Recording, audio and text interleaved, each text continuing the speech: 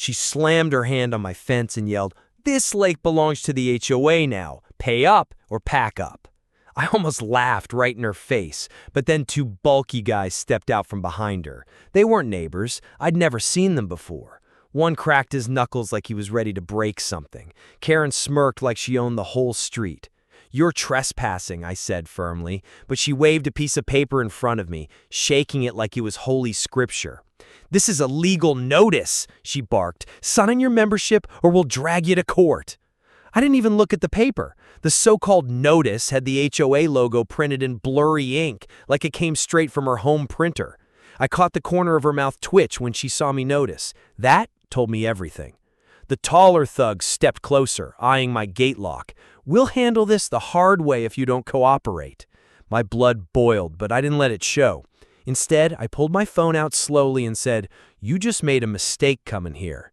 Karen scoffed, thinking I was bluffing. "Call whoever you want," she sneered. "No one's going to save you out here." I pressed record on my camera, held it right at her, and whispered loud enough for them all to hear.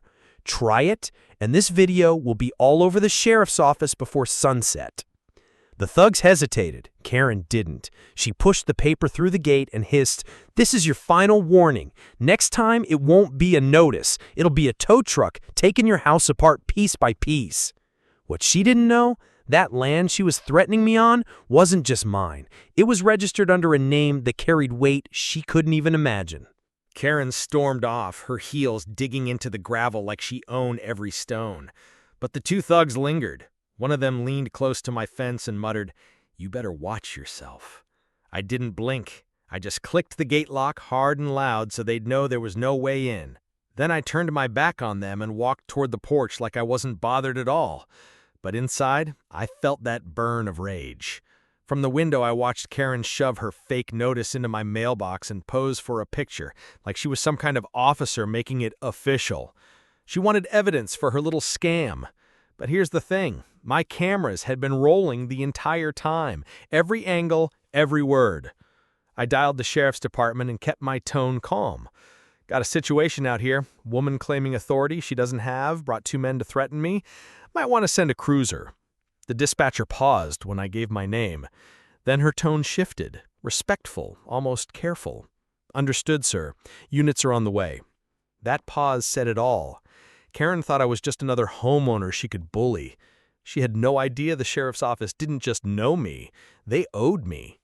Minutes later, headlights cut across the road.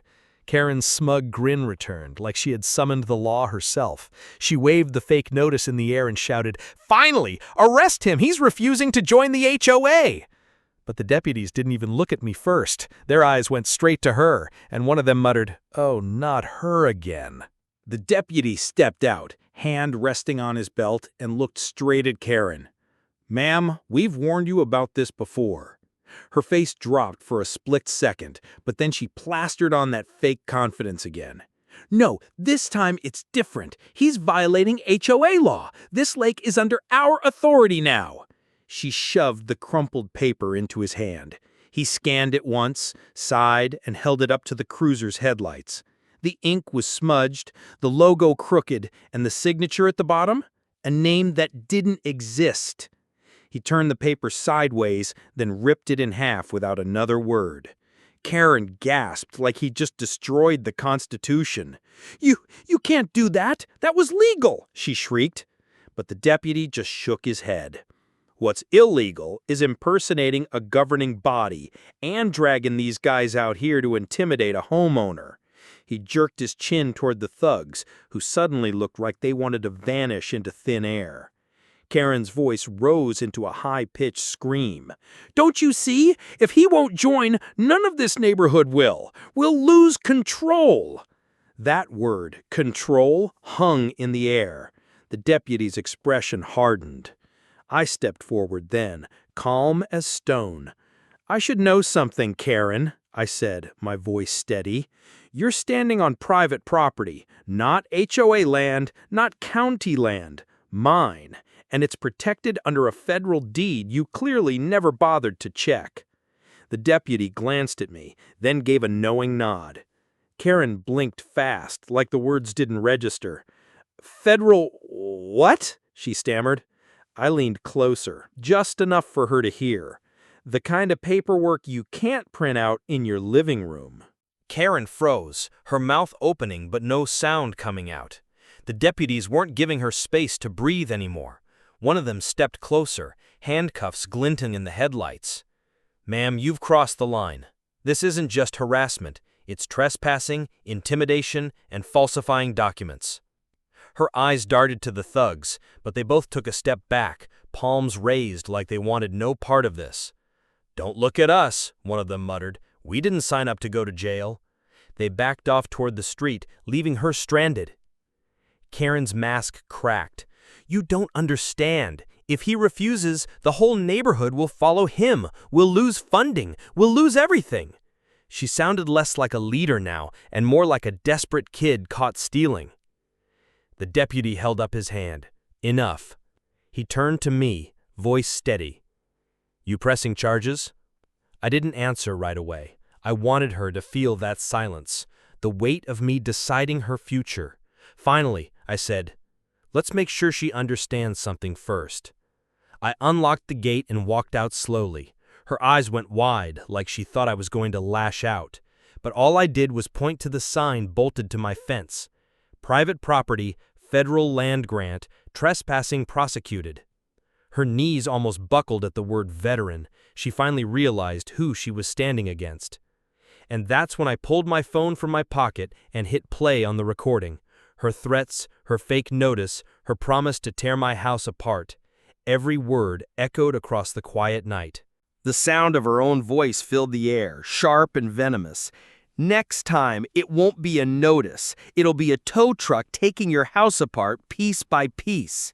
Karen's eyes went wild. She lunged toward me like she could snatch the phone right out of my hand, but the deputy caught her wrist midair.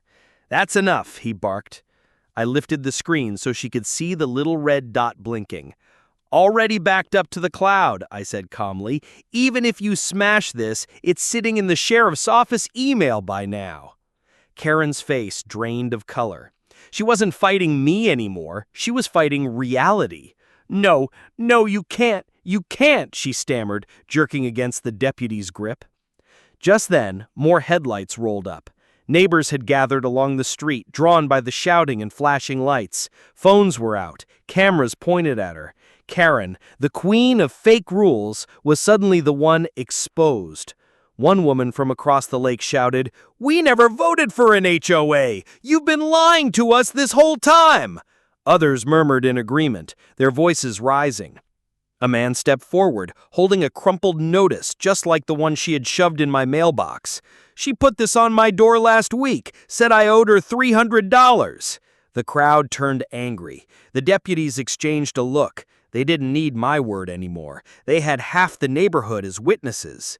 Karen tried one last bluff, her voice breaking. "You people don't get it! I was protecting property values! Without me, your homes are worthless!" But the deputy wasn't having it. He clicked the cuffs onto her wrists with a snap that echoed in the night. "You're under arrest for fraud, trespassing, and harassment." The crowd cheered, phones recording every second. I looked her dead in the eyes and said the line I knew would stick.